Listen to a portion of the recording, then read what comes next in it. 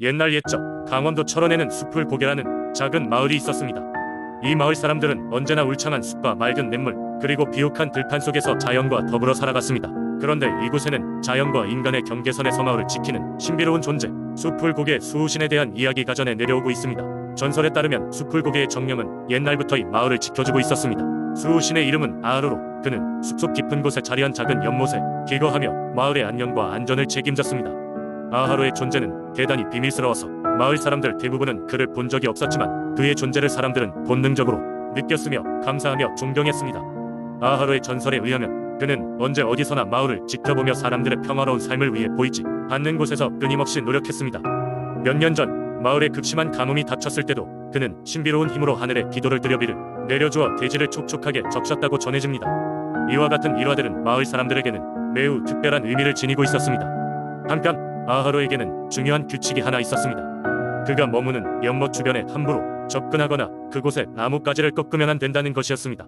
그 연못은 마순이라고 불리며 숲속 깊숙이 자리에 누구의 눈에도 띄지 않은 신성한 장소로 마을 주민들은 그곳에 가는 길목을 신경 써서 보호했습니다. 하지만 마을의 외지에서 온 장사꾼이 마순의 존재를 듣고 그 신비로운 장소에 나무로 화루감을 들여보내기 위해 몰래 숲속으로 들어갔습니다. 그러나 그가 연못 주변에 도착했을 때 갑자기 숲 전체가 어둠에 휘말리는 듯한 느낌을 받았다고 합니다. 두려움에 휩싸인 그는 가던 길을 되돌리려 할 때 나무들 사이에서 금빛 눈을 가진 허연 여우 한 마리가 나타나 그의 길을 막았습니다. 그 여우가 바로 아하루의 화신으로 그의 마음을 읽은 여우는 그 장사꾼에게 경고를 했습니다. 이곳은 나의 영역이다. 너의 욕심과 탐욕이 되돌릴 수 없는 결과를 초래할 것이다. 라는 목소리가 정신 속에 울려 퍼졌습니다. 깜짝 놀란 장사꾼은 그 자리에서 주저앉아 대지를 얽히지 못하게 해달라며 눈물로 용서를 빌었습니다. 이후 마을 사람들의 뜨거운 환대를 받으며 마을과 자연에 대해 새로운 깨달음을 얻고 철원을 떠났습니다. 이 일화 이후 아하루의 명성은 더욱더 깊어졌고 마을 사람들은 다시 한번 그와 자연에 대한 경외심을 느꼈습니다.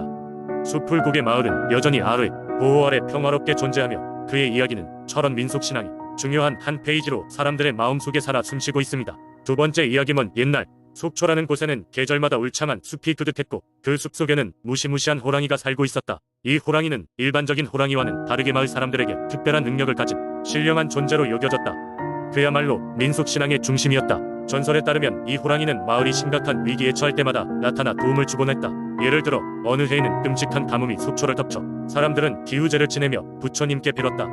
기나긴 가뭄 속에서 말라가는 논밭을 보고 절망하던 때 호랑이가 이끄는 기묘한 행렬이 마을을 가로질렀다.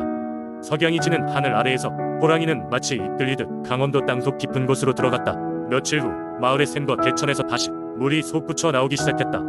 사람들은 호랑이가 자신들이 모르는 신비로운 곳에서 물을 가져온 것이라고 믿었다. 이 사건으로 인해 속초 사람들은 이 호랑이를 비의 사자라 부르며 더욱 경외심을 표했다. 또한 이 호랑이는 단순히 자연을 다스릴 뿐 아니라 이 마을을 위협하는 외부의 침략으로부터도 보호해 주었다. 어느 날 외지의 악한 무리들이 속초를 침범하려 했을 때 그들은 강력하면서도 신비로운 힘에 저항하지 못하고 뒷걸음질치며 물러났다. 그들이 물러났던 날 밤 산 위에서는 커다란 호랑이의 울음소리가 들려왔다. 마을 사람들은 이것이 바로 자신들을 보호하기 위한 호랑이의 경고라 믿었다. 속초 마을 사람들은 호랑이에게 감사하며 매년 봄마다 특별한 의식을 열어 감사를 표했다. 의식에서는 마을의 노인들이 호랑이에게 바치는 노래와 춤을 선보였고 젊은이들은 호랑이의 용맹함을 본받아 용기 있는 일화를 새기곤 했다. 이 호랑이와 관련된 속초의 민속 신앙 이야기는 세대를 이어 전해졌으며 마을 사람들에게는 그 자체로 희망과 안정을 주는 상징이 되었다. 오늘날에도 속초를 방문하는 이들은 이 이야기를 듣고 마음속으로 이 땅에 숨쉬는 고대의 에너지를 느끼곤 한다. 그 전설의 핵심에는 바로 자연과 조화를 이루며 살아가고자 하던 옛 사람들의 간절한 마음이 묻어있다. 세 번째 이야기 옛날 옛적 전라남도 장성 근처에 푸르고 울창한 산이 있었다. 이 산에는 산신령이 살고 있다는 소문이 돌고 있었다. 사람들은 이 산을 두고 장성신산이라고 불렀고 산은 마치 사람들에게 생명을 불어넣는 것처럼 울창하고 웅장하게 자리잡고 있었다. 산신령의 이야기는 이렇다. 예로부터 이 산에는 크고 작은 마을들이 있었고 그곳 사람들은 산을 통해 여러가지 혜택을 받았다. 사계절 내내 맑은 물이 흐르고 사냥할 수 있는 짐승들이 넘치고 또한 산나물이 풍부하여 그들은 그야말로 천혜의 보금자리 속에서 살아가고 있었다. 어느 날 봄이와 숲이 더욱 활기차졌을 때 한 나그네가 장성신산을 찾았다. 그는 먼 길을 오다가 우연히 이 산에 이르게 되었고 자연의 아름다움에 경탄하며 산 깊숙이 들어갔다. 하루 동안 산을 돌아다니던 나그네는 해가 치자 길을 잃고 말았다. 그는 아무리 길을 찾으려 했어도 모든 나무들이 제자리를 맴도는 듯했다. 마을 사람들은 해질 역행 산의 깊은 곳으로 들어가지 않는 것이 불문율처럼 여겨졌다. 그렇게 어둠이 내려앉은 그 순간 그는 자신이 위험에 처했다는 것을 깨달았다. 달빛 아래서 불빛 같은 무언가가 보였다. 그것은 밝거나 강렬하지도 않았지만 이상하게도 따뜻하고 안락한 빛처럼 느껴졌다. 나그네는 그 빛을 따라 조심히 발길을 옮겼다. 얼마 지나지 않아 그는 작은 연못가에 있는 커다란 바위 위에서 한 노인이 앉아있는 모습을 보게 되었다. 노인은 온화한 미소를 지으며 그를 응시하고 있었다. 어서 오게, 나그네여. 길을 찾는가? 노인의 부드러운 목소리가 나그네의 모든 두려움을 달래주었다. 나그네는 그저 노인의 카리스마와 교신하는 듯한 기운에 이끌려 고개를 끄덕였다. 노인은 손짓으로 그를 부르더니 그에게 연못가에 앉으라고 했다. 그곳에서 나그네는 노인이 바로 이 산의 산신령임을 알게 됐다. 산신령은 나그네에게 이 산이 어떻게 수백 년간 마을 사람들과 함께 해왔고 그들에게 어떻게 언제나 풍요로움을 가져다 주었는지를 들려주었다. 또한 산이 인간 세계와 신령의 세계를 잇는 특별한 장소임을 설명하며 산을 존중하고 사랑으로 대할 것을 당부했다. 말을 마친 후 산신령은 나그네에게 길을 안내하겠노라 하며 그의 앞을 걸었다. 나그네는 산신령의 뒤를 따라 산을 내려올 수 있었고 해가 떠오를 무렵 그는 마을 일경계에 다다를 수 있었다. 이후 나그네는 마을로 돌아가 그가 겪은 산신령의 이야기를 사람들에게 전했다. 사람들은 그의 이야기를 듣고 더욱 산을 소중히 여기고 정성껏 참배하기 시작했다. 이는 산신령과 인간이 함께 어우러져 살아가는 장성 민속신앙의 기초가 되었다고 전해진다.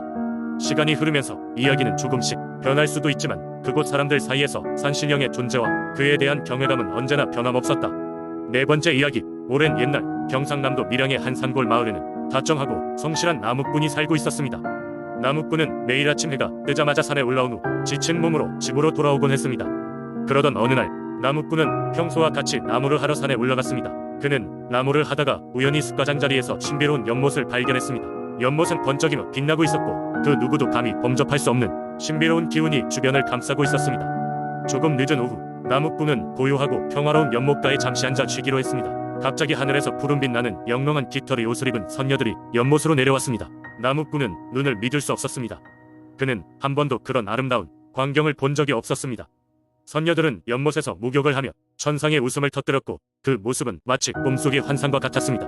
하지만 나무꾼의 눈에 가장 들어온 것은 다른 선녀들보다 더 빛나는 아름다움을 지닌 선녀였습니다. 그녀는 고운 은백색의 날개 달린 옷을 벗어 가꾼 풀숲 위에 두고 연못에 들어갔습니다. 나무꾼은 순간 결심을 했습니다. 그녀의 날개 옷을 몰래 가져가 숨겼습니다. 몰래 숨어서 상황을 지켜보던 나무꾼은 선녀들이 목욕을 마치고 하늘로 올라가는 모습을 보았습니다. 하지만 날개 옷을 잃어버린 그 아름다운 선녀는 하늘로 돌아갈 수 없었습니다. 나무꾼은 그녀에게 다가가 용기를 내어 말을 걸었습니다. 정말 죄송합니다. 당신의 날개 옷을 숨긴 건 저였습니다. 하지만 당신이 하늘로 다시 돌아가게 해주지 않는다면 결코 용서받지 못할 것입니다. 저와 함께 이 마을에서 머무르지 않겠습니까? 선녀는 처음에는 당황했지만 나무꾼의 진심 어린 마음을 느끼고 그와 함께 머무르기로 했습니다. 선녀는 밀양 마을에서 나무꾼과 함께 행복한 생활을 시작했습니다. 그녀는 마을 사람들에게 없던 상냥한 웃음과 행복을 전파했습니다. 두 사람은 시간이 지나 서로에게 깊은 애정을 품게 되었습니다. 그리고 몇 년이 지난 후 두 사람 사이에는 귀여운 아기들이 태어났습니다. 마을 사람들은 이 가정을 늘 부러워하며 축복해 주었습니다. 그러던 어느 날 선녀는 다시 하늘로 돌아가야 할 운명을 맞이하게 되었습니다. 나무꾼은 그녀가 하늘로 돌아갈 날이 올 것이라는 것을 알고 있었기 때문에 그동안 행복한 시간을 가진 것에 감사했습니다. 선녀는 가족에게 사랑을 남기고 나무꾼도 그녀의 결정을 존중했습니다. 그리고 약속했습니다. 하늘에서 언제나 그들을 지켜보겠다고. 선녀가 떠난 뒤에도 나무꾼은 그녀의 사랑을 언제나 간직하며 아이들을 훌륭히 키웠습니다. 밀양의 전설인 이 이야기는 우연히 만난 인연과 그 속에서 피어나는 진정한 사랑에 대한 교훈을 담고 있습니다. 오늘날까지도 밀양의 곳곳에는 이들의 사랑 이야기가 전해져 내려오고 있으며 연못은 선녀탕이라 불리며 여전히 신비로운 전설로 사람들의 입에 오르내리고 있습니다.